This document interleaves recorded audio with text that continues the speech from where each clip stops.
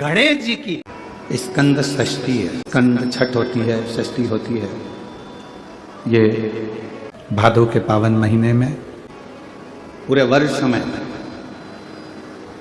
केवल एक दिन स्कंद षष्ठी आती कि स्कंद भगवान के अगर केवल स्कंद पुराण को भी कोई जीव श्रवण कर लेता है तो मृत्यु जीते जी भी उसके लिए मार्ग प्रशस्त होकर एक बार वो भगवान का दर्शन भले वो किसी रूप में करे, पर मरने से पहले उसको ऐसा महसूस होता है कि मैं बैकुंठ का दर्शन कर कर आया हूं।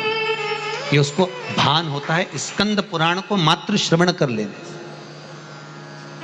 मात्र श्रवण। स्कंद भगवान का पूजन करा, भगवान शंकर का शिवलिंग बनाया, शंकर भगवान के गणेश जी को और स्कंद देव को बिठाकर पूजन किया। इतना पूजन करा विश्वामित्र और सत्याव्रत ने, इतना पूजन करा, भगवान विष्णु ने कहा नया रास्ता बना दिया जाए। विश्वामित्र जी ने धर्म से स्कंद देव से कहकर एक मार्ग का निश्चय किया। उस मार्ग पर राजा सत्याव्रत चलकर जाने लगे। जब थोड़ी दूर पर राजा सत्याव्रत पहुंचते से उसी समय पर इंद्र को जलन होने लगी कि जीते जी तो कोई आ ही नहीं सकता, तो ये मरा हुआ ये जीते जी कैसे आ गया। इतने में इंद्रदेव ने उसी समय राजा सत्याव्रत को ऊपर से नीचे धक्का मार दिया। धक्का दिया, राजा सत्याव्रत नीचे आ गया। बैकुंठ के मार्ग से धक्का देकर राजा सत्याव्रत को नीचे फेंक दिया। राजा सत्याव्रत ने विश्वामित्र जी से कहा मेरा तप, मेरी साधना और स्कंद देव ने मुझे मार्ग दिया, इसके बाद भी इसने नीचे क्यों फेंका मैं नहीं जानता, पर तू चिंता मत कर। विश्वामित्र जी ने कहा फिर स्कंद देव की पूजन कर। महाराज, एक बेलपत्री एक तुलसी, एक बेलपत्री एक तुलसी, एक बेलपत्री एक तुलसी स्कंद देव को चढ़ाया गया। और जब बेलपत्र और तुलसा चढ़ाया गया, स्कंद देव प्रसन्न हो गए महाराज। और प्रसन्न होकर कहा, भगवान नारायण को याद किया। भगवान विष्णु ने कहा मांगिए क्या चाहिए। स्कंद देव ने कहा एक काम करो, बैकुंठ तो दुनिया जाती है, इनके लिए अलग बैकुंठ का निर्माण करा जाए, अलग से बैकुंठ बनाया जाए। बैकुंठ लोक और मृत्यु लोक के बीच में एक बैकुंठ बना दिया गया और उस बैकुंठ पर मार्ग प्रशस्त करा सत्याव्रत के लिए। जब राजा सत्याव्रत के लिए मार्ग प्रशस्त करा, तब भगवान विश्वामित्र को लगा कि बैकुंठ तो हवा में टंग रहा, कहीं वापिस सत्याव्रत ऊपर चढ़ा और नीचे गिर गया तो करा क्या जाए। तब भगवान विश्वामित्र जी ने उसी समय पर एक बड़ा सा खंबा ले जाकर उस बैकुंठ में लगाया। खंबे को लगाया, सत्याव्रत ऊपर गया। जाने के बाद जैसे सत्याव्रत ने प्रणाम करा, प्रणाम करते ही बैकुंठ का दर्शन करते ही एक अश्रु उस खंबे पर गिरा। उस खंबे पर गिरते ही वो अश्रु के खंबा स्पर्श होने से नारियल का वृक्ष प्रकट हो गया। भगवान उसी समय माता पार्वती ने कहा स्कंद देव, भले लोग गणेश जी का पूजन करे, प्रथम गिनती में गिने, पर तू हर कलश के ऊपर तू ही विराजमान मिलेगा। और स्कंद देव उस नारियल के रूप में विराजमान हो गए महाराज। उसके लिए बैकुंठ का रास्ता दूसरा बना दिया जाएगा और वो जीते जी बैकुंठ जीते जी। आज स्कंद षष्ठी है, तो आज के ही दिन, स्कंद षष्ठी के ही दिन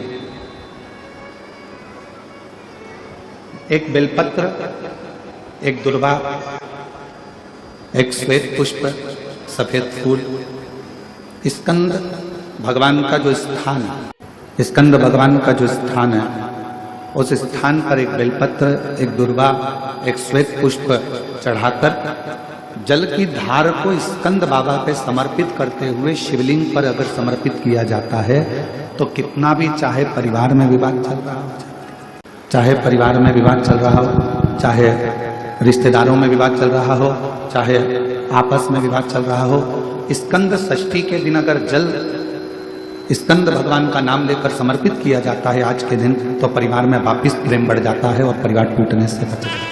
इतना नियम स्कंद षष्ठी का, इतना क्रम शिव महापुराण के अंतर्गत। आप सभी बड़े धनभागी हैं, बड़े किस्मत वाले हैं और बड़े भाग्यशाली हैं। शिव जी की बड़ी कृपा आप सभी पर है। दुर्वा जो उत्पन्न हुई है, इसमें इतना बल कहां से आ गया। शंकर भगवान बोले रहे, ओ इंद्र, तुम्हारे अमृत से भी बड़ी प्रबल है ये दुर्वा। जिस समय पर अमृत का कलश निकला उस अमृत के कलश को देवता लेकर जा रहे थे। ले जाते राक्षसों से छुड़ाकर सबसे पहले इन्होंने समुद्र के किनारे पर उसको छुपाया। उस जगह पर भगवान विष्णु की जंघा के रोम पड़े थे जिससे दुर्गा उत्पन्न हुई थी। उस दुर्गा पर इस कलश को रखा। रखते ही एक देवता ने उसके उठाकर देखना चाहा तो उसमें से थोड़ा सा भाग अमृत का नीचे गिर गया जो दुर्गा पर पड़ गया। और आगे गए, फिर इसको छुपाया, वहां भी दुर्गा थी। फिर और आगे गए, वहां भी दुर्गा थी। सुन इंद्र, तेरे को जो अमृत मिला तूने एक बार में पिया। ब्रह्मा को जो अमृत मिला वो ब्रह्मदेव ने एक बार में पिया। वरुण को जो अमृत मिला वो एक बार में पिया। पर इस दुर्गा को जो अमृत मिला वो 5 बार मिला। इसलिए पंच दुर्गा लेकर तू गणेश के पास जा और उसको दे, क्योंकि ये 5 अमृत के कुंड से भी प्रबल है। ये 5 अमृत के कुंड से भी प्रबल है, लेकर जा तू ये दुर्गा। और इंद्र ने दुर्गा दी, गणेश जी को खिलाई। जैसे खिलाई, गणेश जी के भीतर की जो अग्नि थी वो समाप्त हो गई। तकलीफ किसकी जिंदगी में नहीं आती? भगवान राम के जीवन में भी दुख आया, भगवान कृष्ण के जीवन में भी दुख आया। तकलीफ किसको नहीं आती? सबको। इसलिए किसी के दुख को देखकर कभी खुश मत हो। जरा सा किसी के ऊपर तकलीफ आई और सब लोग मिलकर चर्चा करने लगे, अच्छा हुआ, बहुत बढ़िया हुआ, ऐसा तो होना ही था, इसने तो ऐसा करा, अच्छा हुआ। ना, किसी को बीमारी आई कभी मत कहो कि दूसरे को बीमारी आती है ना तो दुनिया के लोग सोचते हैं कर्म का दंड भोग रहा है, और खुद को बीमारी आई, फिर खुद को तकलीफ आई, फिर खुद को कष्ट आया, फिर।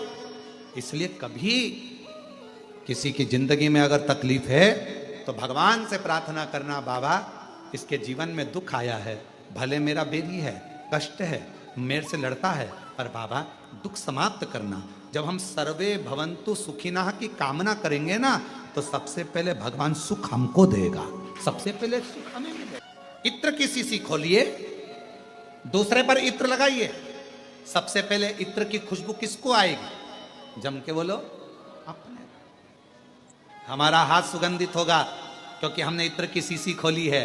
पहले सुगंध हमको आएगी, सामने वाले को बाद में, क्योंकि इत्र की शीशी हमने खोली है। हम जब दूसरे के लिए अच्छा बोलना प्रारंभ करेंगे तो सबसे पहले परमात्मा हमारा अच्छा करना प्रारंभ कर देगा।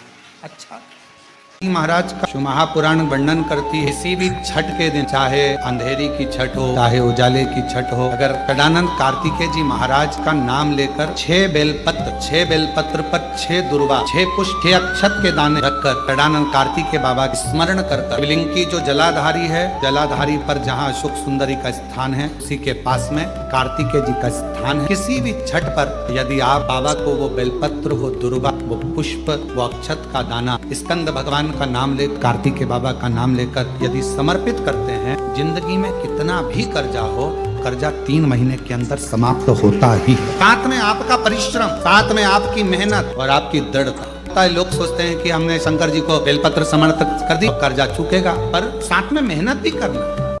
अगर आपके घर में छोटा सा शिवलिंग विराजमान है, या आपके घर में कुबेरेश्वर धाम का कंकर है, और आपके घर में यदि शंकर भगवान का शिवलिंग है, या सीहोर का रुद्राक्ष हो, या शंकर भगवान का शिवलिंग हो, या कंकर शंकर हो, तो निवेदन है जहां पर भी शिवलिंग आपके घर में विराजमान है, अगर छोटी सी कटोरी में एक बेलपत्र को आप नीचे रखिए, छोटी सी कटोरी उस बेलपत्र के ऊपर रखकर उसमें थोड़ा सा मधु, शहद, शंकर भगवान की साक्षी में शिव जी के सामने अगर शुक्रवार रखना प्रारंभ कर दो, धीरे धीरे संपदा की वृद्धि अपने आप होना प्रारंभ होगा। मधु। इसलिए आज भी नियम है, जिसके घर में संपदा की कमी होती है, जिसके घर में कर्जा बढ़ जाता है, लक्ष्मी नहीं आती, बहुत टेंशन की जिंदगी जीता है मनुष्य, व्यापार चल नहीं रहा, बहुत तकलीफ का जीवन चल रहा होता है, तो आज भी नियम है महाराज कि सोमवार, शुक्रवार, ये 2 बार ऐसे हैं, इन 2 बार को यदि कटोरी में थोड़ा सा शहद रखकर, मधु रखकर यदि लक्ष्मी जी का स्मरण किया जाए और माता लक्ष्मी जी का स्मरण कर एक लाल पुष्प उस कटोरी के सम्मुख में माता लक्ष्मी का नाम लेकर रखा जाए, और बाद में वही शहद, वही मधु और वही पुष्प शुक्रवार के दिन पूजन करें, शनिवार के दिन उस मधु का, उस पुष्प का विसर्जन करें, सोमवार के दिन पूजन करें लक्ष्मी जी का स्मरण कर कर, और मंगलवार के दिन अगर विसर्जन करें, 5 या 7 सोमवार या शुक्रवार को यदि आप मधु का भोग लक्ष्मी जी को लगाना प्रारंभ कर दें, शिव का नाम स्मरण कर कर, तो उसके घर में कभी संपदा की कमी नहीं होती, लक्ष्मी उस संपदा को। तो यदि नारायण भगवान को भी प्रसन्न करना है तो मुख से क्या कहना पड़ेगा? नमस्तुभ्यम कहते हैं तो आपको लगता होगा कि शंकर भगवान खुश होते हैं, पर शिव महापुराण की कथा कहती है श्री शिवाय नमस्तुभ्यम जब हम बोलते हैं ओम नमः शिवाय जब हम बोलते हैं, नमः शिवाय जब हम बोलते हैं, शंकर जी को एक लोटा जल जब हम चढ़ाते हैं, तो शिव जी से ज्यादा प्रसन्न भगवान नारायण हो जाते हैं, भगवान विष्णु को। तो यदि नारायण भगवान को भी प्रसन्न करना है तो मुख से क्या कहना पड़ेगा? श्री शिवाय नमस्तुभ्यं। भस्म का श्रृंगार, भस्म का दर्शन और भस्म धारण करना, ये भगवान शंकर की अविरल भक्ति है। और मेरी जीजियों, मेरे जीजाओं, बेटियों, बेटाओं, मेरी माताओं, मेरे बुजुर्ग, मेरे माता पिता तुल्य जितने भी भाई बंधु बैठे हैं, आप सबसे निवेदन करूं, ज्यादा नहीं तो प्रयास करा करो अपने घर में काशी की या उज्जैनी की या जो भी बड़ा शिवालय हो, वहां की थोड़ी सी भस्म अपने घर में होना चाहिए। क्यों? कभी कभी हफ्ते भर, 15 दिन, 20 दिन, 25 दिन में वो भस्म यदि हमारे कंठ पर, मस्तिष्क पर या अपनी जो अच्छी जगह है, कोई फैक्ट्री है, कोई दुकान है, कोई व्यापार है, कोई व्यवसाय है, अन्य जगहों पर कोई कह देता है इसने टोना कर दिया, कोई न कहे उसने टोटका कर दिया, कोई न कहे इस पे कुछ न कोई जादू कर दिया। ना ना ना, शंकर की भस्म अगर किसी घर में है, शिव के शिवलिंग पर चढ़ी हुई भस्म यदि आपके पास में है, तो दुनिया का ना तो कोई टोना हो सकता है, ना कोई टोटका हो सकता है, ना कोई हवा हो सकती है, ना कोई हानि हो सकती है। शिव भस्म में वो बल हो, शिव भस्म। शंकर के भस्म का दर्शन, भस्म का श्रृंगार का दर्शन, शिव की चढ़ी हुई भस्म का स्पर्श, या शिव महापुराण की कथा कहती है कोई अपने मस्तक पर यदि भस्म धारण कर कर जा रहा हो, शंकर की भस्म लगाकर जा रहा हो, उसके मात्र मुखाग्रविंद का दर्शन या उसके शरीर से हवा स्पर्श कर कर भी अगर हमारे शरीर को छू जाती है तो भी हमारा कल्याण निश्चित हो जाता है। भस्म का इतना प्रभाव शिव पर चढ़ी। श्री नारद ने भगवान शंकर को प्राप्त करने के बताए हैं। उसमें पहला सूत्र है त्रिपुंड धारण करना, और त्रिपुंड भगवान देवाधिदेव महादेव को लगाकर, भगवान शंकर को समर्पित कर कर उस त्रिपुंड को अपने मस्तक पर धारण। सत्यम शिवम, जम के बोलो तीसरा, सुंदर। जब जीवन में सत्य अगर प्राप्त हो जाता है तो शिव अपने आप मिल जाता है, और अगर शिव मिल गया तो जीवन अपने आप सुंदर बन जाता है।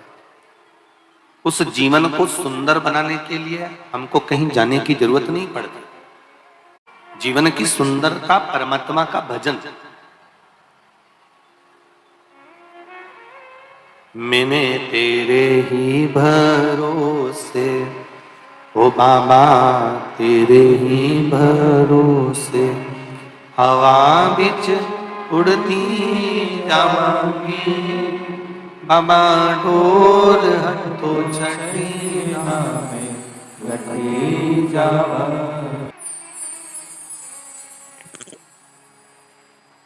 शिव मंदिर में लगाया गया, चाहे भस्म हो, चाहे चंदन हो, हल्दी हो, अबीर हो, गुलाल हो, भगवान शंकर को समर्पित करी गई कोई भी वस्तु हो, उस वस्तु का, उस सामग्री का त्रिपुंड। बास्केट मध्ये ना कार्ड और हम तो पहले भी कथा में कहे, आज फिर आपसे कहते हैं कि आप रोज प्रतिदिन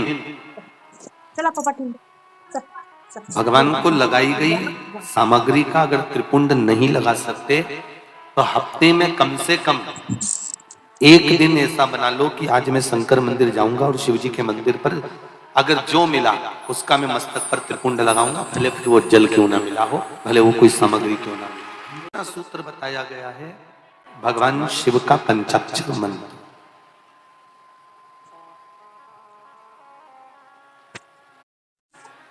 देवऋषि नारद कहते हैं ये दूसरा सूत्र है।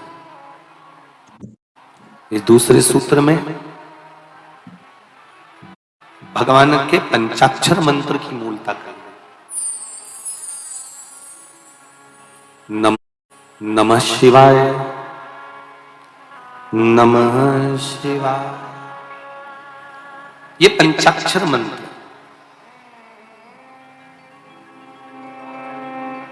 जब इसमें ओम को जोड़ दिया जाता है तो ये षडाक्षर मंत्र बन जाता है,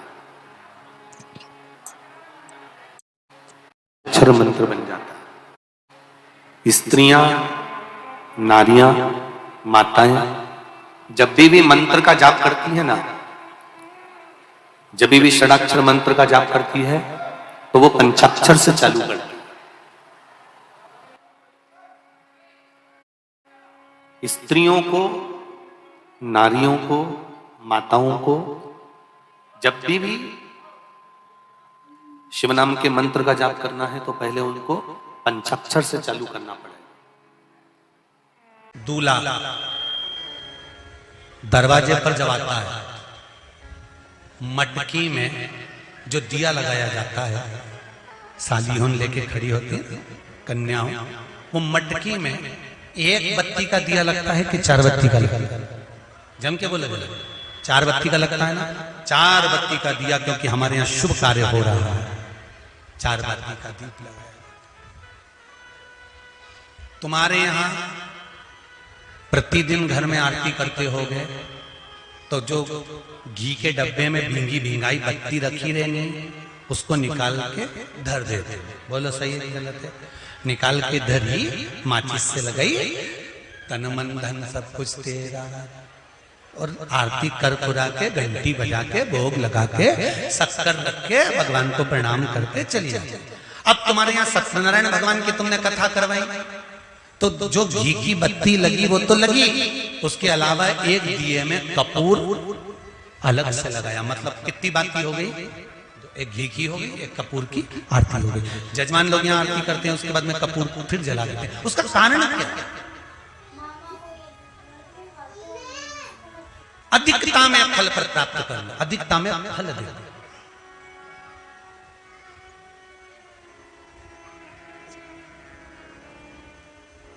साल, 2 साल, 4 साल, 6 साल में आप भी प्रयास करा करो, पतली पतली बत्ती बनाकर 108 गिनकर घी में जब उसको पूरी बांध लो, घी में भिगोकर रख लो। कोई घर में विशेष कार्य हुआ या कहीं तीर्थ गए, कहीं गंगा जी के घाट पर गए, सरयू, मंदाकिनी, नर्मदा, गोदावरी, छिपरा आदि आदि के घाट पर गए तो उस बत्ती को प्रकट कर कर जलाकर रख दिया। क्या होता है उससे? माता सती ने कौन सा पुण्य करा था?